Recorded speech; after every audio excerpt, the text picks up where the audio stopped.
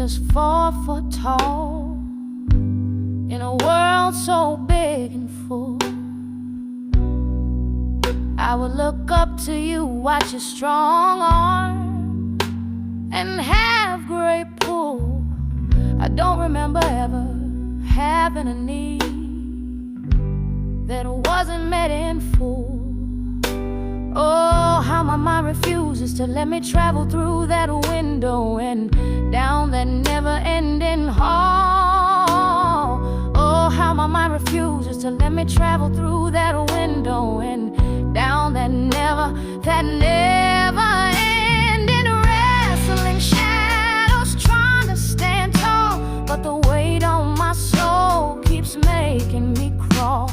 No matter how I run, it's never far enough. I'm fighting the dark, but I never feel good enough.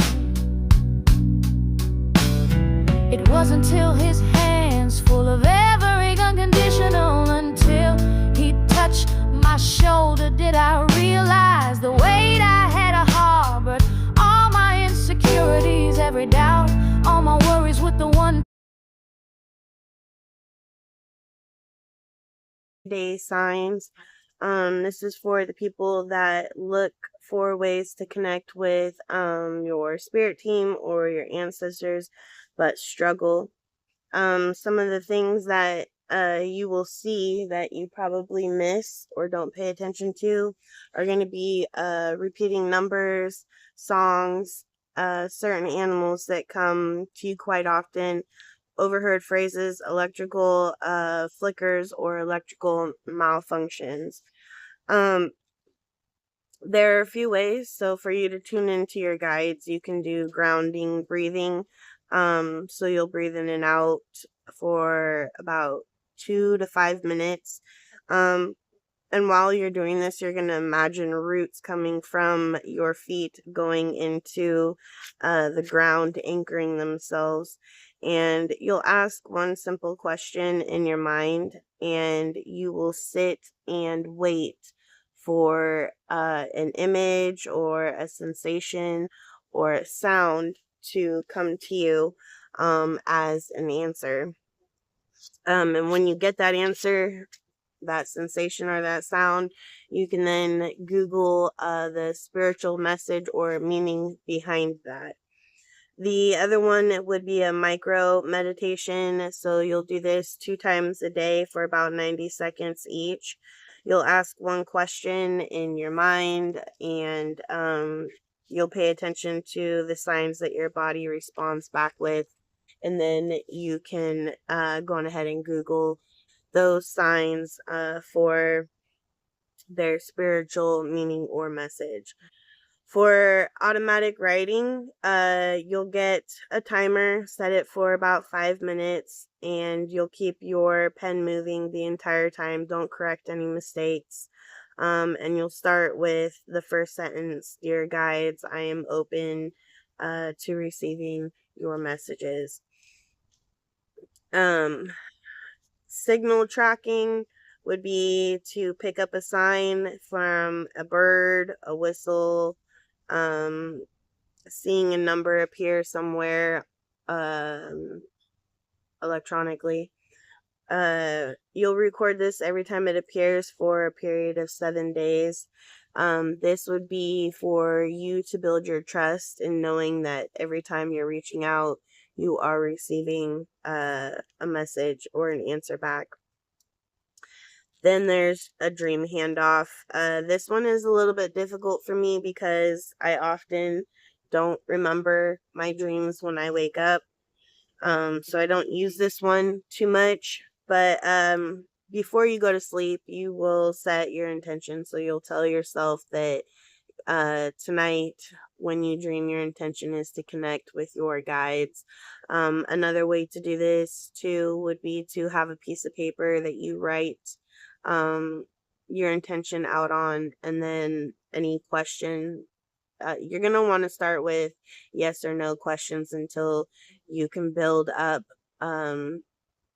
the relationship with your guides and understand how they communicate, just so that you are getting your answers and understanding them. So again, you'll have a yes or no question, and you'll put this under your pillow, and then you'll keep a dream journal next to you so that when you wake up, you can write down what it is that you dreamt about. And a good source for interpreting those dreams would be Chat GPT, or you can Google them. This is also a really easy one to do would be nature walks. So while you're walking for about 15 to 30 minutes, you're gonna talk out loud, and you'll just ask your guides, tell them that you're ready to communicate with them and that you would like whatever messages they have for you. And as you're walking, you're gonna be silent and just kind of listen, look around.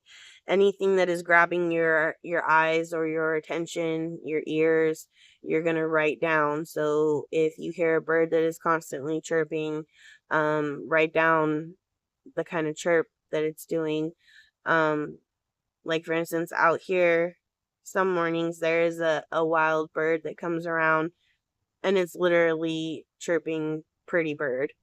And then, if there's a certain type of tree that keeps grabbing your attention, write down what it looks like, what type of tree you think it is. If there is another type of animal, or a wind is whistling, a certain rock that is grabbing your attention, whatever, a certain leaf. You're going to need to write all that down, and then again, you can go and Google its spiritual message or meaning. For tea and coffee scrying, you need to be somebody who has an imagination for this one, otherwise it's not going to work for you. But you can have a cup of tea or coffee, and after you're done and you finish it, you'll look in your cup, and whatever residue is left over, if it has created an image or a symbol or left any type of writing or numbers, you can then Google those meanings as well. Body scanning is also another really easy one if you're a beginner. So you will, I don't really like to sit on the ground doing this, so sitting in a chair is going to be your best bet because your feet are automatically on the floor that way.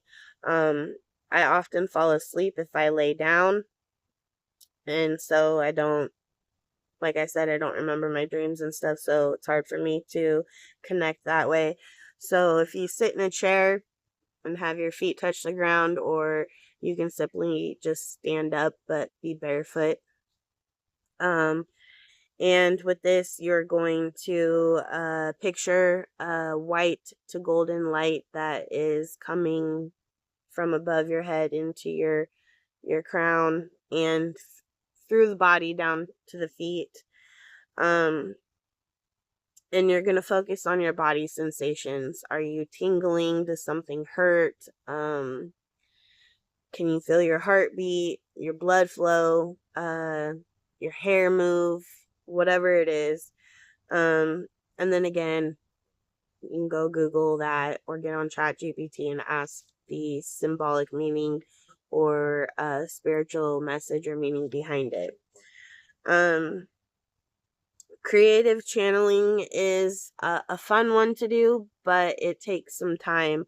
So with the automatic writing, the dreams, and creative channeling, they take a while to actually get your body in the movement and connected. So the first few times you do it, you may not really feel like it's working for you. You may have to do it, a handful of times, but you will take a piece of paper, and for about 10 minutes, you're just going to move your hand around. It doesn't matter what you're doing. You don't have to have a specific thing in mind that you're drawing. You're just it's like going into a trance, kind of. And while you're doing this, you're going to have a question in mind. Obviously, before you do it, you're going to say out loud your intent is to use this this drawing to connect with your guides. And humming is going to be your best way to do it while you're letting yourself scribble. Because obviously energy connects with vibrations. So when you hum and you're sending out that vibration, they can connect a little bit easier with you. And during that process, you will either have something come to your mind several times, or you will end up actually drawing an image. And again, when that happens, you can Google the spiritual meaning or message behind that. Some of these things will take, like I said, a handful of times. Maybe like it suggests to do 7 days in a row. Sometimes I can't do 7 days in a row, but so it will take me over a period of couple weeks before I'm able to actually get connected. But another one that is really good to do is to sit quietly, close your eyes, you're gonna breathe in and out a couple times, and you're gonna just say to yourself or out loud that you're open to the guidance that is for your highest good.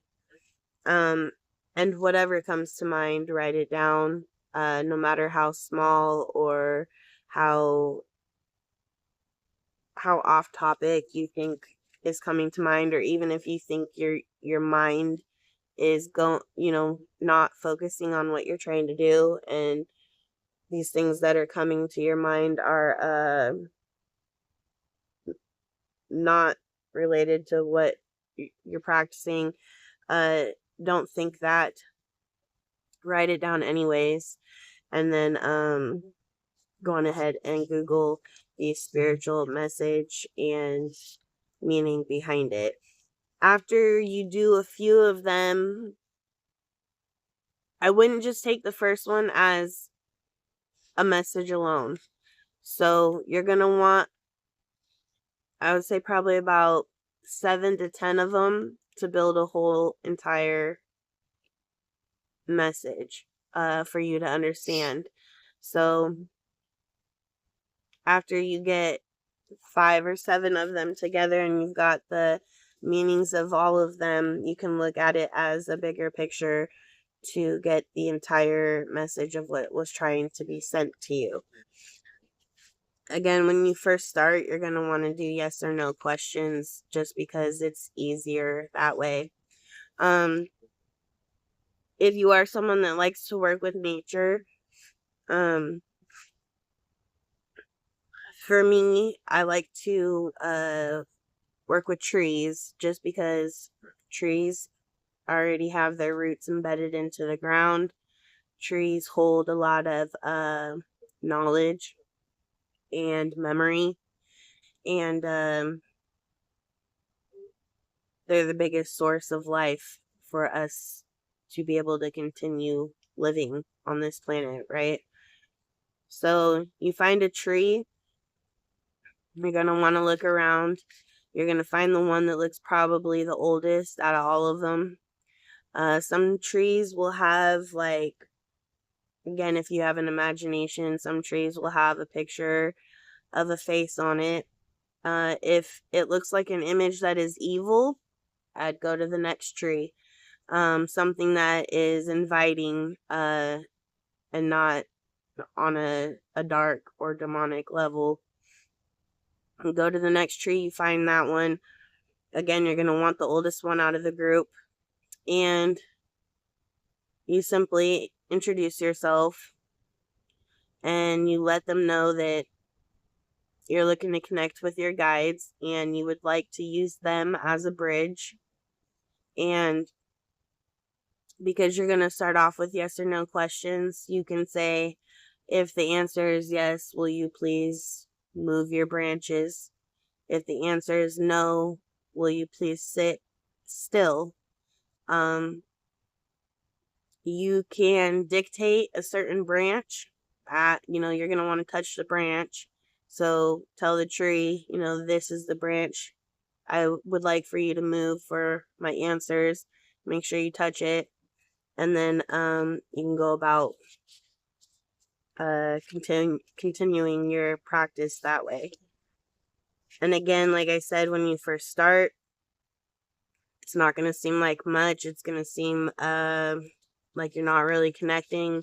But trust and believe that everybody has their own spirit team. And because we have free will, our spirit teams cannot kick in and help us or intervene on our lives unless we acknowledge them and we give them permission to. And just because you give them permission once doesn't mean they can continue to do it. You have to reach out every time and give them that permission. So they're sitting there waiting for you to finally wake up and acknowledge them and allow them to help out. So